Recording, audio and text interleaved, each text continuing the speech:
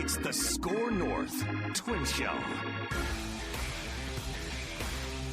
4 key questions for you guys. 4 key questions today, representing each base. Maybe we'll go around the bases on the SKOR North Twin Show. Touch a ball, Phil Mackey. That's what this podcast was called in its initial iteration before we, when it was 1500 ESPN. It was the Touch 'Em All podcast. We could, we could go back to that brand. I feel we're so far down the line now with the SKOR North Twin Show branding, though, and probably caused Declan some problems. I think no, but I think with SEO purposes, if you Google Touch 'Em All podcast, this one will still show up. Okay, we could throw that in the description too. The podcast formerly known as Touch 'Em All with Mackey and Wetmore back in the day, 5 years ago. But we appreciate you guys finding us again here on the SKOR North Twin Show, wherever you are consuming, whether it's Apple or Spotify. If you could give us a 5-star rating and a positive review on those platforms, it helps spread the word about this Twins fan community. And then the SKOR North YouTube channel, if you could click the like button and the subscribe button. We've got 4 key questions here and then an Immaculate Grid. And I think we have a random Twin of the Week here on the show. Right, Judd? Ready to go. Oh, my God. Oh, yeah. I love being the guy that gives the clues. It's so much fun to look up, decide on a player and then start to be like, what's going to be a fair but tough clue. Oh, I love it. It is fun. It is a lot of fun. It's ready. It's all prepared. So this will actually be, I think, the first time we've done random Twin of the Week on the new, or did we do it last week on the SKOR North Twin Show? Okay, but it's now a staple every week on this podcast. So question number 1 for you here. These are sort of heading into the offseason questions that we should dive into before free agency opens up and the winter meetings and all that stuff. So question number 1. How do you guys feel about the Red Sox trying to poach Derek Falvey and Thad Levine? So apparently they were turned down for the second time by Derek Falvey for an interview.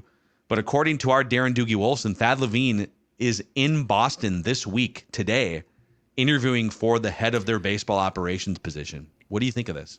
Well, I think it's good. And I think for Thad, it's great. Now, I feel like Thad is on the same track as former Vikings executive and Rick Spielman right-hand man George Payton was, which is Thad's been up for jobs, or at least been discussed, right, for the Mets job and for, as Doug said on the scoop, evidently the Tigers job, the Phillies job. So I feel like at some point he's going to land a job if he wants it.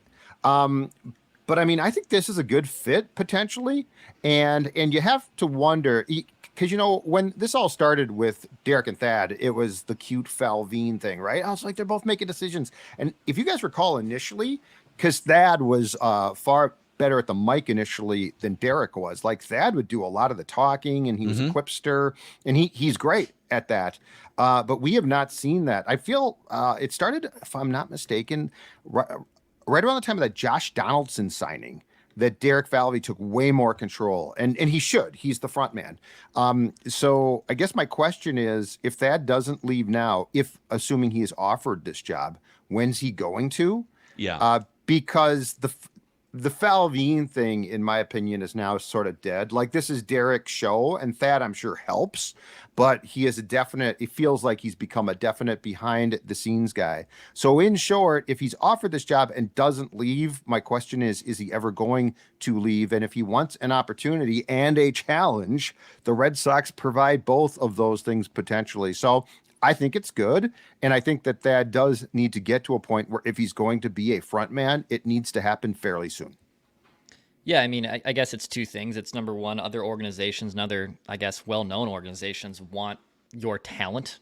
And Boston, who has won a ton of World Series in the last 20 years, looks at the Twins front office and sees something good there. So as much as we ridicule and rip, maybe are more critical, I should say, of the front office and some of their moves, they are well-respected guys that have the respect of other teams. If this was some other, if Oakland wanted Thad Levine or something, or I saw Trevor May absolutely obliterate their owner yesterday. I don't know if you guys saw that clip going around, who announced his retirement. Hilarious. Oh my God, it was awesome. But at the same time, from the Twins' perspective, let's say they lose Thad Levine, who replaces him? And also, is that a good thing too, to get maybe another outside voice? I think the Twins could promote from within for sure, because they love to do that. But would an outside voice, if they were to lose Thad Levine, join this organization, that would provide them also a unique situation where it's someone that hasn't been around the Twins, hasn't been around Derek, hasn't been around Rocco, that could maybe have some new influences and ideas that could also help this organization long term too. Yeah, like on the Thad front, Thad is brilliant. Thad is a wonderful communicator and a guy that has all this experience with the Texas front office from when they were a World Series team, 10 or 12 years ago, and then helping. It's been a rocky ride here for a couple of years, but taking a 100 loss team with the Twins and division titles and back to the playoffs and finally. And I mean, I think it's not quite like Theo ending the Cubs and the Red Sox 86 and 108-year World Series droughts, but ending the 0-18 playoff streak, or at least being a figurehead, is a nice notch on your resume. And the fact that the Boston Red Sox, that's a big job, man. Like, there's the Yankees job, but then that Red Sox job is probably, in terms of just like profile and stature, pressure, everything, the fact that they are interested in what the Twins are doing is a really interesting sign. But yeah, I could see Thad going. I mean, Thad's great in a room, man. Like, he's one of the most likable guys. People gravitate toward him. He's knowledgeable. He's funny. I could see him going into a room and really wowing people. So it'll be interesting. To Declan's point too, the Red Sox just parted ways with Chaim Bloom. There's a couple other interesting executives. Kim Ng, who was the first woman to ever head up a baseball operations department, and the Marlins got back to the playoffs. They're restructuring some things, and so she decided that I don't want to renew here, and they are going in a different direction. But like Chaim Bloom in particular, let's say that Thad Levine were to go run the Red Sox for a period of time. I'm assuming the Twins would fill that spot. Now, they could promote internally. They might have some issues in terms of like, and we'll get to the payroll question here next, but in terms of what they can do financially now that they don't have a Bally's TV deal. But would you bring in a guy like Chaim Bloom for a year or two? He was 15 years behind the scenes as one of the top guys running the Tampa Bay Rays, a couple notches under Andrew Friedman, and then he was the second guy in line from like 2016 through when he went to the Red Sox. And he wrote a book. This is from Tom Verducci, by the way. He wrote a book called The Rays Way, Player Development Handbook in 2008 during his tenure with the Rays. And he's known as a major driver for the Rays starting pitching development behind the scenes. The Twins have poached from the Rays in the past. So I just wonder, like Declan said, Thad's been amazing for this organization in terms of where they are right now. But are there opportunities to even bring in other voices that could make sense to take it to the next level? So something to keep an eye on here in the next couple weeks. I think part of this though is, and it's become apparent with how much more Falvey has become the public face of his job. I think that they would probably promote from within, because I don't think that they would. Thad sort of came with Derek, and it felt very much at the start like a package deal. Mm-hmm. But Derek was young and he's progressed. So I'm guessing they would promote from within. And my question is, would they give that person the GM title or like a title below that? It feels like Falvey, in the mind of the organization, probably has more of a grip on the job now. And so if you bring in a guy like Bloom, that's like a damn near an equal, or it would feel like that. Yeah. I don't know that they would. I don't think that they would feel that would necessarily jibe with what they would want. So I could see them promoting, and my question is, would they promote and make that person GM or like just assistant to Derek Falvey? But I also is like Bloom is at some point going to get another GM or CBO job somewhere. Oh, absolutely. Yeah. This would be like maybe that's more of like a consulting thing where, hey, if you need a year to sort of chill, Bloom might get the Marlins job. Is that a thing right now? Is he in the mix? No, but I guess what they told Kim was they're looking to bring in, and it's the Marlins, so who knows? Yeah. But they were looking to bring in somebody over her to head up baseball operations, like a Pobo, and she's like, hard pass, thank you. Yeah. And she'll get a job, but I just think I'd be surprised if Bloom took an assistant job to a guy like Derek. The only place I could see him taking an assistant job is if the Dodgers with Friedman had something open up, if those two indeed are good friends. Yeah, because he worked under Friedman for a long time. Okay, question number 2 here. Key question number 2. Mm-hmm. How much payroll space do you think the Twins will have to play with? So let me lay this out. Yeah. Their Bally Sports North partnership is it officially over, or is it just up in the Contract's air? done. Okay. No, the contract's done. So Bally's has pulled the plug on yes. some of the other RSNs, so it's like they don't know what their TV revenue situation is going to be starting in 2024. We're assuming that the Twins are going to leave, but you're right. Like, it's probably not officially done. I don't think that they've informed each other of a divorce yet. It's a $55 million revenue chunk annually. Mm-hmm. And I think the Twins' operating revenue is like 250 or 280 million or something like that. So it's a huge chunk of, there's tickets, there's some money that comes in from the league and the national TV deals, but that local TV revenue is a big chunk. So the Twins' opening day payroll last year was a franchise record high by a lot. It was $154 million, their 26-man roster. So $154 million. They're currently on the hook for $92 million in contracts. That includes the two $10 million options for Kepler and Polanco. It doesn't include the pre-arb players, the arbitration players. If according to Spotrac.com, the Twins, if you start to estimate like the arbitration figures and then you start to fill in with the pre-arb guys, they're tied up for about $111 million. So that's 153 minus 100. So it's $42 million less as we sit here right now than their opening day payroll of last year. Is there any path short of the Pohlads taking a loss, let's say willingly, like so few owners in baseball elect to do? Is there any way they can get back to $150 million in payroll? I don't know that there is, because I don't think this ownership group is going to say, you know what? Let's take a $40 million bath, for the sake of winning a World Series. So I got to dig more on what the potential TV scenarios are. Like, we don't know, because they're going to be, I think what they're going to try to do is bring it in-house and produce games, which, by the way, you do have sales then. So like what's going to disappear is the convenience of being handed a check. And basically that's what you do. Because you have to build up all those new advertisers and everything. But like, I got to find out what that means, because long term, this actually might pay off more long term. I know that there's a good chance that they're going to sell, and this does not get you TV type cash back, but I know that there's a very good chance that they're going to start next season with an advertising patch, which does bring in a little bit more.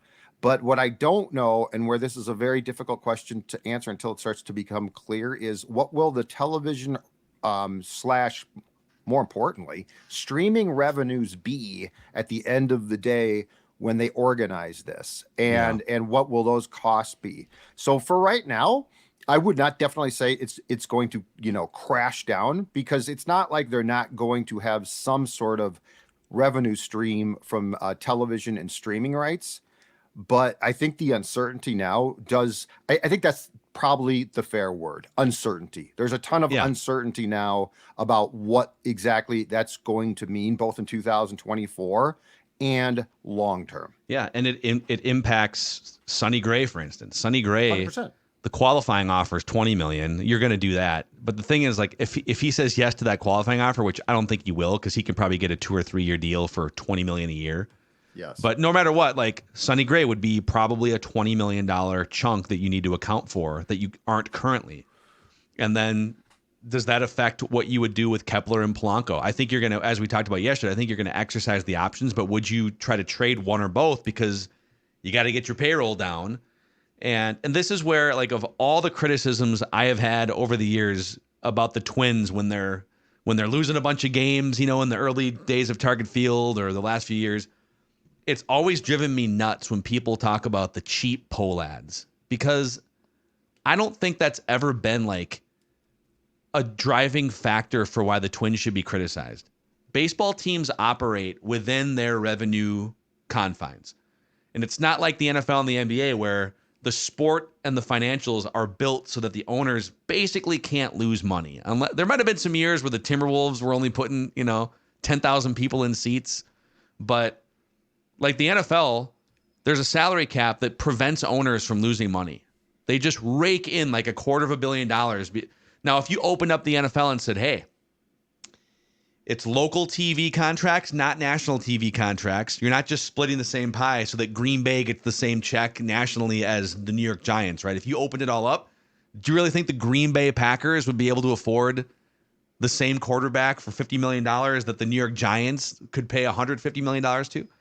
So the Twins have operated largely within the confines of their revenue situation, which is, they're a mid-market. They've always had a pretty low cable subscriber ratio compared to other teams. I reported on that like 10 years ago. So I've never had a huge problem. Like if you tell me, hey, the Twins are going to be like 17th in payroll, I would say that sounds about right. You got to be smarter. You got to be efficient. You got to find creative ways like the Rays do, like the Indians did for a long time, like the Diamondbacks, right? So, they're probably going to have to spend less money on their opening day payroll than they did last year. Go be creative. That's what I say. Yeah, they just we're probably, to Judd's point, not realizing what the next path could be, whether that's, on a new type of thing that they're producing in-house, whether that's a deal with a streaming service. Like there's a lot of can of worms you have to figure out, but I think you can probably, I would assume that payroll's probably somewhere between 110 and 120 million. Yeah. Right? Like I think that's probably, and if it's above that, I mean, even great, but they're probably going to have a lower payroll until they figure out this long-term solution, or until we have more information too on what that TV deal looks like. So that would, and they're currently at 111, not counting Sonny Gray, not counting like Michael A. Taylor, Emilio Pagan, these other free agents. So if Declan's right and they have like another maybe $10 million to spend, that's not going to get you much unless you trade away a Kepler, trade away a Jorge Polanco. Right. So it probably means you're probably not spending $4 million on Pagan when you can just elevate Varland, right, to that role. But we'll see what happens. Okay, question number 3 here. Derek Falvey sort of dismissed the Twins' strikeout problem at his post-season press conference, kind of scoffed at it, right? Yep. Are people overreacting to the Twins setting the major league strikeout record for a team? So I think this is a very interesting conversation to have, because what Falvey said was, I believe he said there was no correlation between strikeouts and teams that were winning playoff games. Okay. But that being said, and I understand that the data backs him up, but you know what? When I watched the Astros at bats and the Twins at bats, there were certain differences. So this is going to sound crazy, but I actually think this conversation delves into the world of individual at bats. So like when you just take the grand picture, it's like, okay, it can be proven that strikeouts don't kill you. But when you take individual games and more importantly, individual at bats and situations, I think that's where, I felt like, and I did not see it, I read Falvey's quotes. I felt like he was a little bit flippant with his dismissal. I get what he is saying, but do I need to watch, just as an example, Joey Gallo? Do I need to watch his at bats again? No, I don't. Never again. Am I saying that strikeouts are going to kill you and they're the worst thing in the world? No, they're part of today's game. I don't really enjoy them, but what the hell? So I think this is more of a discussion than like a yes or no, like Derek Falvey's wrong or, oh no, he's right. Like with so many things in sports, I think this falls into a gray area. But all I know is when I watched Houston's at bats, I had far more appreciation for many of their at bats at times than I did the Twins. And so in the regular season, does it absolutely kill you? No. Can it make a difference in the playoffs towards approach? Yes, it can. But it's also something that's a little more between the margins. And so people like to just have a yes or no. And I think it goes deeper than that. Yeah, I mean, I would just put it this way. There's a point where if you're leading the league in automatic outs, which is what a strikeout is from a process perspective, that can't be a good thing. Like you'd rather, if you phrase the question differently, hey, would you rather your team strike out less and put the ball in play more? I would think Falvey and any other general manager would say, yes, that would be ideal. So for instance, last year, the Houston Astros scored about a half run more per game and the Twins, by the way, at the end of the year were like the 9th or 10th highest scoring offense runs per game. So the Twins still scored runs despite the strikeouts. The Astros and other teams, but I'll stick on the Astros for a second. They had about a half run more per game in average runs per game, and 1,200, 450 fewer strikeouts, or 400, call it 400. So an average of 3 times a game, the Astros were turning a strikeout into a batted ball of some kind.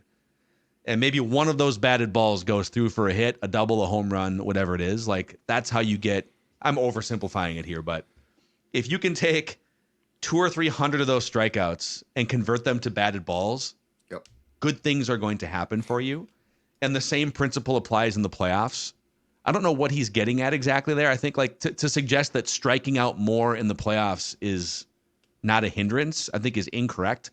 Now, if you can prove that, hey, we're striking out more, but as part of our process, we're also getting more extra base hits. We're getting, whatever, like we're hitting more home runs, more doubles. Okay, like that's the trade-off. But yeah, it's not a good thing that they're striking out more than every other team in baseball. And Joey Gallo being gone is going to help bring that number down. That's the good thing. Yeah, I would say it's trimming your fat of the strikeout problem. So yeah, Joey Gallo's an issue there. Can you find other at-bats where you're not, like, can the Twins cut down their strikeout rate? I'm just literally throwing out a number here. Can they cut it down by like 5 or 10% from what it was? And how much of that difference would that put them, like, compared to the rest of the teams that struck out last year? Like, can you shave off 10% of your strikeouts into batted balls? Mm-hmm. Yeah, I mean, the Braves so here's like the teams that struck out the fewest. There's a few examples of just like rolled up wet newspapers. The Guardians had the fewest strikeouts. They also couldn't hit their way out of a wet paper bag, right? So the Washington Nationals had the second fewest strikeouts. The Astros, the Diamondbacks, and the Braves, and the Marlins, and the Blue Jays are next on this list. Those are all playoff teams. Those are all teams that largely, except for the Marlins, scored a bunch of runs. So the Twins are, but the Twins were a top 10 run scoring offense. So it's not, I wouldn't say it's like a dire problem. Question number 4, and then we'll get to the games here. What should the new rallying cry for this show be? Dex? When we relaunched, it was, we just want the Twins to win a playoff game for the first time in 20 years. Check. Series. Check. Now we need a new goal here. We need a new rallying cry for the show. I mean, we want a playoff run. We want. I know it's not as like sexy as just win a play or black and white as win a playoff game. I think it needs to be more defined. I think it's an American League Championship. I think it's a berth in the World Series. I don't know how you phrase that to make it catchy, but I think that's the next step. A trip to the World Series, a pennant. A pennant. Do people know what a pennant even means? That's anymore? my problem. Is because it used to be before they went to divisions in 1969. If you just through 1968, if you won the American League, you won the American League pennant, and then kids, the World Series started right away. Yeah. Well, what if it's like we just want the Twins to avoid strikeouts? Maybe that's the new. I think, but deep playoff run is what we want, but that's not definable. It's like, right. What is a deep run? Is it get to the ALCS? Is it get to the World? So we almost need to pick a finish line. There's probably some people screaming at their speakers and screaming at their computers saying, guys, championship. We want championships around here. Is it fair to say, hey, 1991, man, it's been 32, soon to be 33 years. I'd have no problem with that. Time to win another championship. I guess I was trying to think in terms of the next benchmark because the bar had been so damn low previously. Like the Vikings, we obviously say championship. The Twins, we were literally saying win a playoff game. So I guess I wasn't thinking in terms of can we take, they finally won a playoff game and a playoff series to an actual championship. But yeah, that'd be fair. Declan doesn't look World Series might be fair. I mean, we are. I don't know. That's not that I'm uncomfortable by it. I don't have an answer. But we are asking that of the Vikings. So yeah, so people are screaming at their speakers. They're not wrong. It's a good point. Dude, they went, they won a game in the LDS. That's like they've checked the early boxes now. Yeah, right. If we were to say get back to the World Series, that's not very powerful. You know what it could we be? want the Twins to win a World Series, right? We want the Commissioner's Trophy. That big hunk of metal, as Rob Manfred called it. Yeah, that big hunk of metal. That big, you guys are playing for a big hunk. Bring the big hunk of metal to Target Field. That's a good one.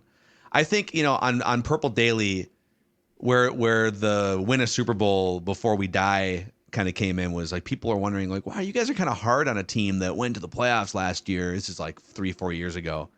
So why are you guys so hard on the Vikings? Well, because we hold them to the only thing they haven't done is win a Super Bowl. So like everything we talk about is through the prism of how can they become a Super Bowl winner.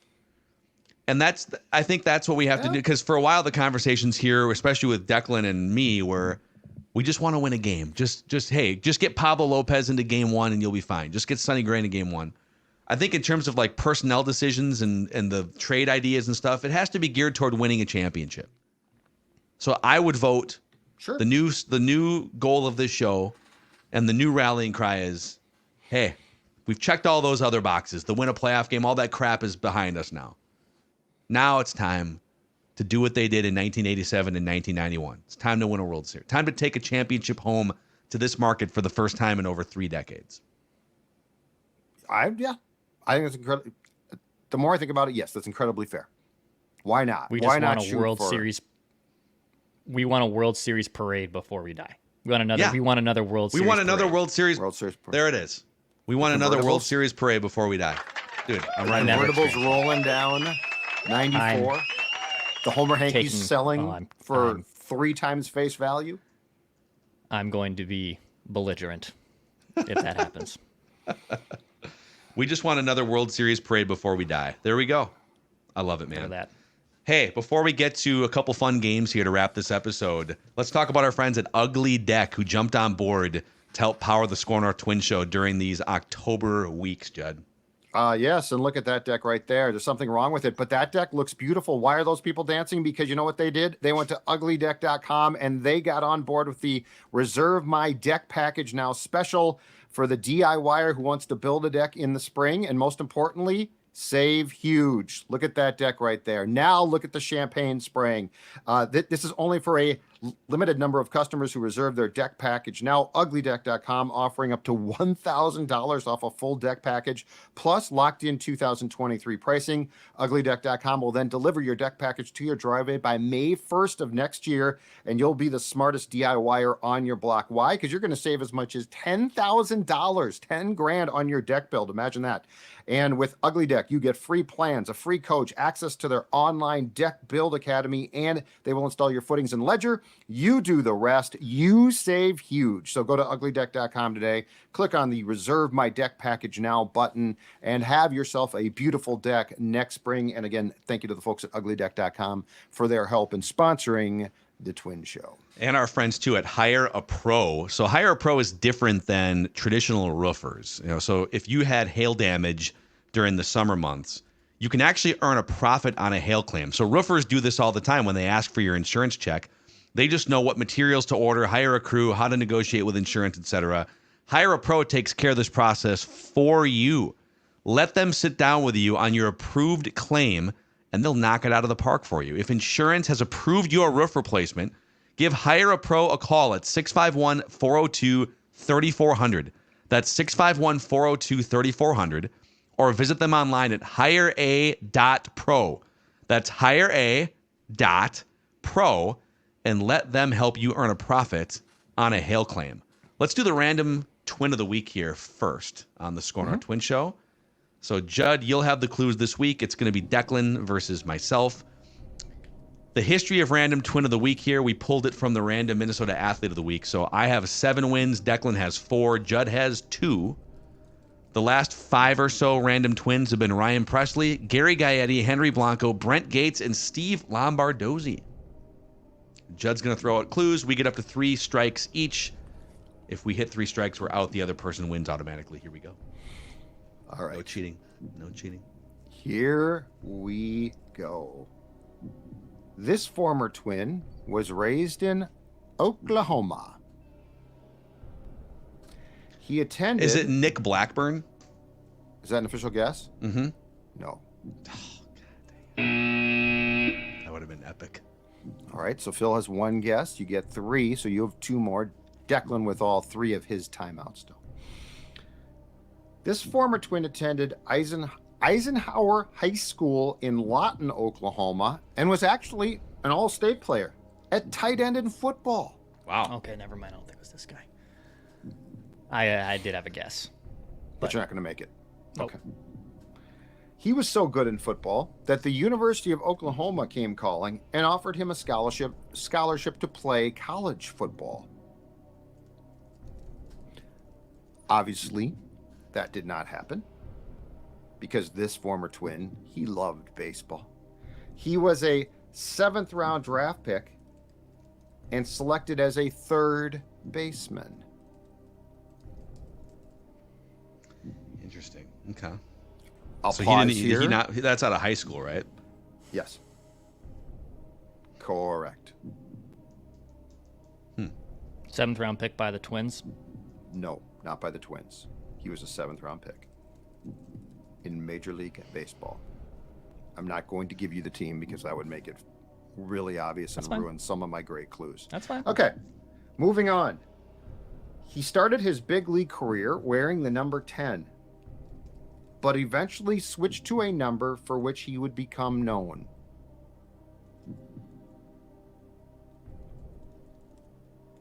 I will have another clue on that coming up. But not yet.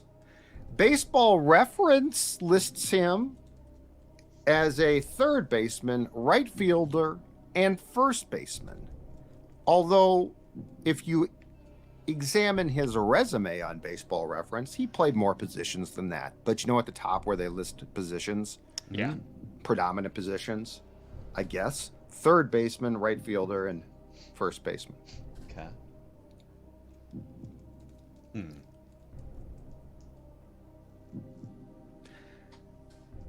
He finished his big league career, despite being much ballyhooed, with a WAR of 0.8.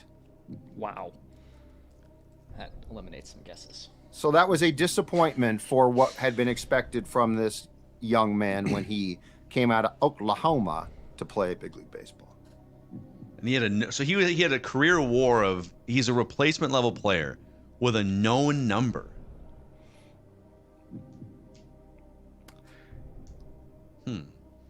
In 1997, while not with the Minnesota Twins LLC, he hit a career high 24 home runs.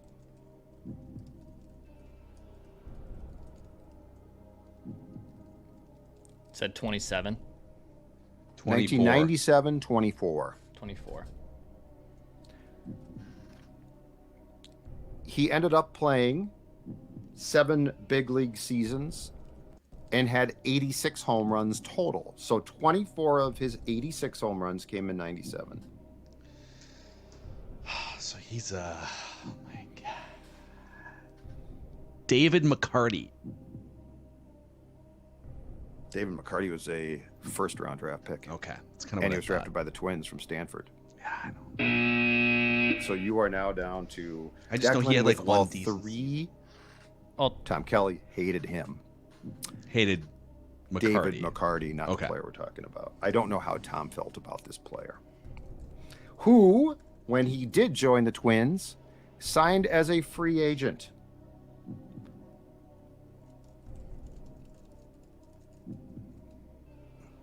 Now I got to be careful. Yep. All right, I'm going to give you a clue that might tip either one of you off completely. I would have had no idea. It just depends on your preferences in music. This former Twin, while not with the Twins, just to be clear, was mentioned in the Yo La Tango song Moby Octopad, which came out in 1997 on the album I Can Hear the Heart Beating As One. So he was mentioned in a song by Yo La Tango, a well-known band, on a song called Moby Octopad, which came out in 1997 as part of the album I Can Hear the Heart Beating As One.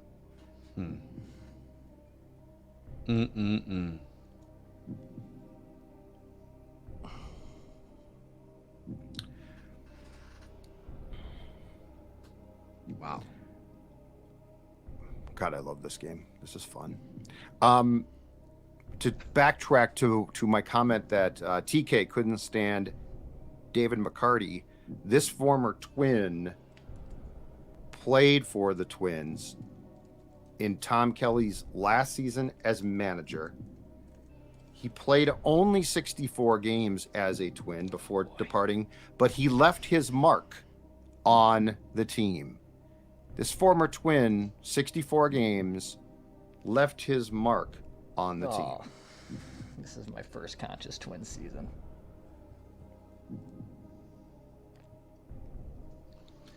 Wow, dude.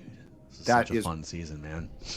Yeah, the mark on the team is very important. Let that rattle around in your head for a while. Left his mark on the team.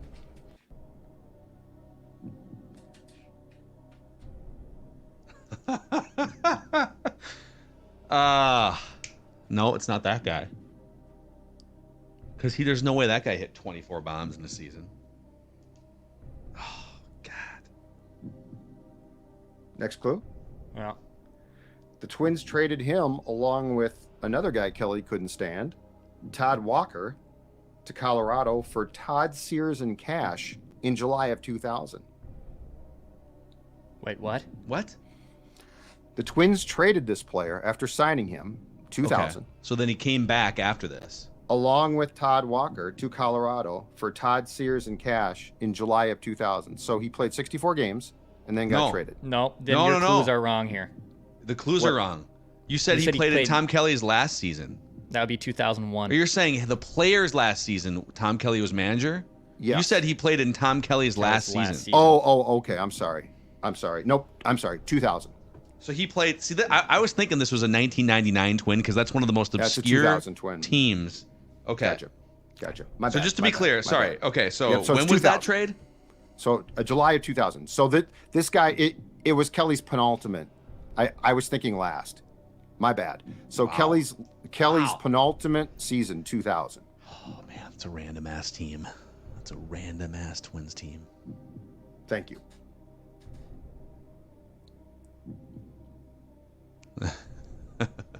Yeah, we probably need more clues. Okay. This might give it away. I think this will. So be prepared to fire away. This is my era, man. Like, I feel like. I think you're going to get this after this one. One of you is for sure. Remember I said he started in the big leagues wearing number 10, but he became known for another number? He was the last Twin to wear number 42.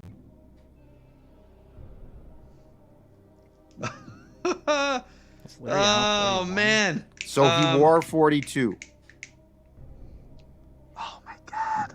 So in 2000, the Jackie Robinson retirement, I think, happened in the late 90s, if I'm not mistaken. Right. This guy was on the Twins and wore number 42. Okay. Why don't I remember this? My God. His first 5 seasons were spent with the New York Mets. Much ballyhooed prospect from the Mets. Oh, God. Didn't he, like, crash into a wall one time and they outlined him? That's where he left his mark on the team. Oh, God. Butch Husky? Butch Husky, let's go! Butch Husky. Yeah, 2000. Sorry, for some reason I had a brain fart and was thinking TK was. He did have one really good year with the Mets. Yeah, Butch Husky, dude. Wow. So Declan, Butch Husky doesn't ring a bell in 2000. If you would have told me he's a hockey player, I still would have believed you. I have no idea who the hell that is. Oh. Wow, I'm just giving myself a point here on the spreadsheet. Butch Husky.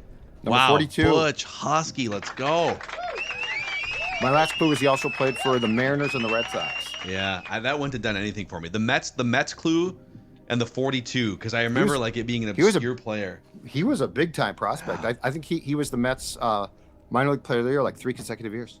God darn it. All right, there it is. Butch Husky. Wow. Butch Husky. So that's the 8th career win for me in Random Twin of the Week. Declan with 4, Jubb with 2. Let's do an Immaculate Grid here. We're on a roll here. You guys good for like 10 more minutes? 5, 10 more minutes? Yeah. 8 let's minutes? Go. 7 minutes? Let's do it. Let's do the grid. Okay. Put some time on the clock here, just to give us a little parameters here. Okay, so we're looking for an Astro who was a Cardinal, an Astro who was a Mariner, and an Astro who was a Marlin. So a lot of newer franchises here. We're looking for an Oriole who was a Cardinal, an Oriole who was a Mariner, and an Oriole who was a Marlin. And then a Cardinal who was an All-Star, a Mariner who was an All-Star, and a Marlin who was an All-Star. Oh, boy. Marlins are going to have some. Let's go.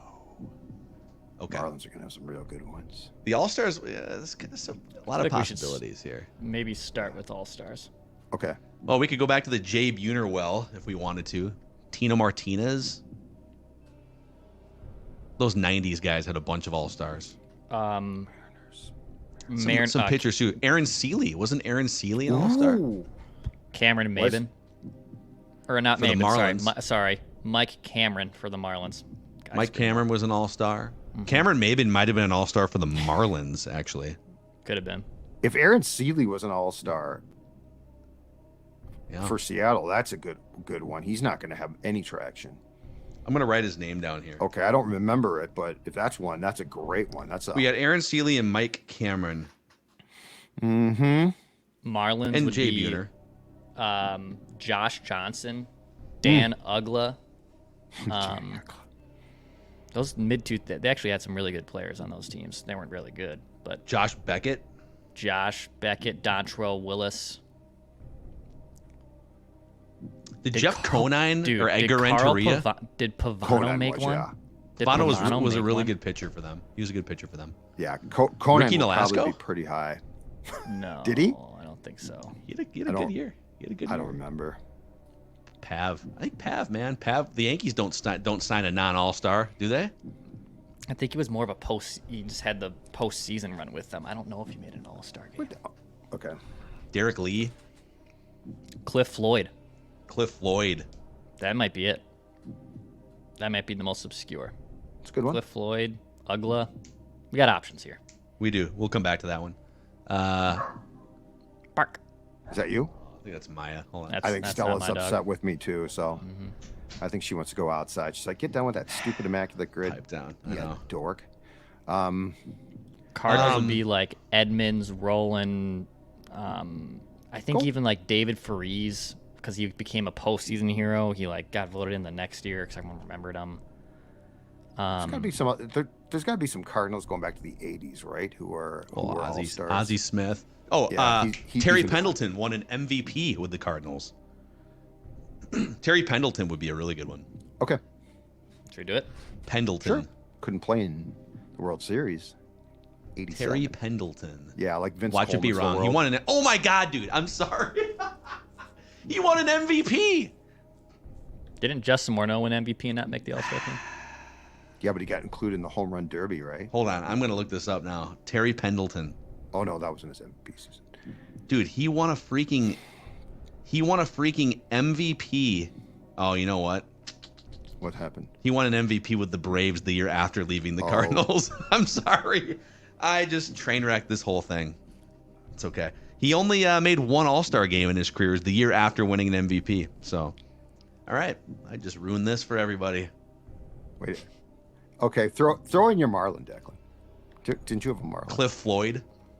Yeah, I think that's a good one. Cliff Floyd's a good player. 0.9. 0.9%. Let's go. Aaron Seeley. Should we just keep trying these ones? It doesn't matter anymore, right? Do it now. Absolutely. Aaron Seeley. Oh my God, 0.2. Dude, I knew that would be good. That's better than I thought. I'm sorry.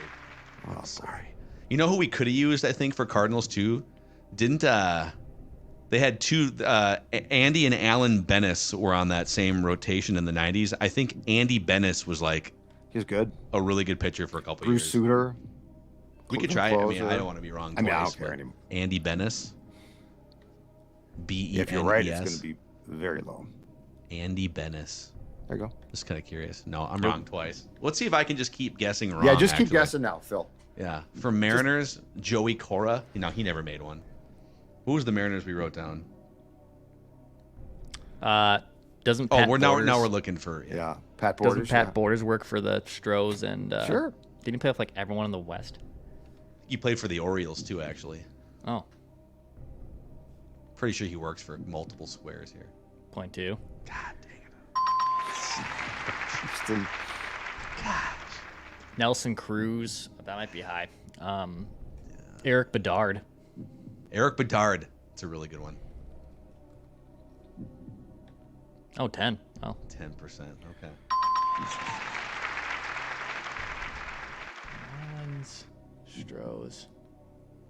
Marlins and Stros. Who's a Cardinals All-Star that's not Pendleton or Bennis? You guys want to take a stab? Try Bruce Sutter. John Mabry. Bruce Sutter. Yeah, try Bruce Sutter. I'm gonna look up John Mabry now. 0.3. 0.3. Okay. People don't remember the greats like Bruce Sutter. Oriole and Cardinal. Kyle Loesch didn't play for the Birds. Matt Wieners would work. That might be high. Yeah. That's not a bad one. We only have 2 guesses left for 4 spaces because I have completely Wieners. sabotaged this. It'll be like 20%, probably 15%. Yep, there you go. 11. 11%. Okay. All right. Did Maben play for the Astros? Cameron Sounds Maben? right. But I don't. Didn't he play for the Astros for a minute? Bounced around. Or am I going to get 3 incorrect guesses? Come on, one time. It worked. It's right. 2%. Oh, I'm sorry, guys. I feel bad. Well, 7 out of 10 here. It was a tough grid. It was only average score of 6. Oh, Randy Johnson was the top one. Lance Berkman. Yeah, Ray Johnson. There we go. There's no. Jeff Conine. That's right. The crime dog. That was McGriff, actually. Conine was a different dog. He's Mr. Marlin. All right. That's a wrap on the SKOR North Twin Show here. I just killed it for everyone, but there's always another day.